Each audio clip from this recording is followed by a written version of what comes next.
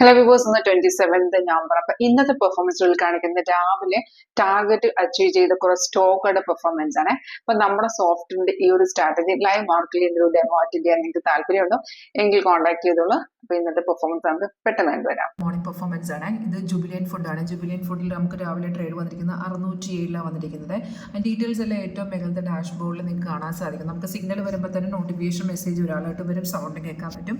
അത് കൺഫേം ആണെങ്കിൽ മാത്രം നമ്മൾ എടുക്കുക. അത് കൺഫേം ഇത് നോക്കുമ്പോൾ നമുക്ക് രാവിലെ കൺഫർമേഷൻ ഉണ്ടായിരുന്നു, ബാറും പ്രൈസും കൺഫേം ആയിരുന്നു. ഇപ്പം ടൈം എന്ന് പറയുമ്പോൾ 11:30 ആയിട്ട് നമുക്ക് ടാർഗറ്റ് എല്ലാം അടിച്ച് നിൽക്കുവാണ്.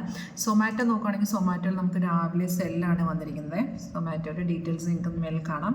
അതിൽ നമുക്ക് ടാർഗറ്റ് എല്ലാം 3 ടാർഗറ്റും വന്ന് നിൽപ്പുണ്ട്. ടാർഗറ്റ് എല്ലാം വന്ന് നിൽപ്പുണ്ട്.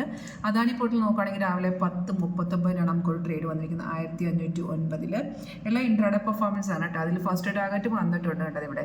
അതിനുശേഷം ചെറുതായിട്ടൊന്ന് മാർക്കറ്റ് ഇറങ്ങിക്കുവാണ്. റെസിസ്റ്റൻസ് എടുക്കുവാണെങ്കിൽ അവിടെ നിന്ന് കയറിപ്പോക്കോളും. പിന്നെ ബജാജിന് ഞാൻ കഴിഞ്ഞ ദിവസം കൂടെ ഇട്ടുണ്ടായിരുന്നേ.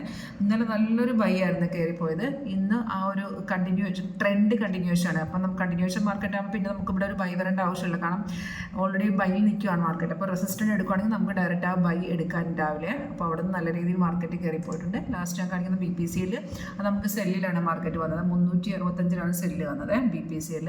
അതിന് നമുക്ക് ടാർഗറ്റ് എല്ലാം വന്നിട്ടുണ്ട്.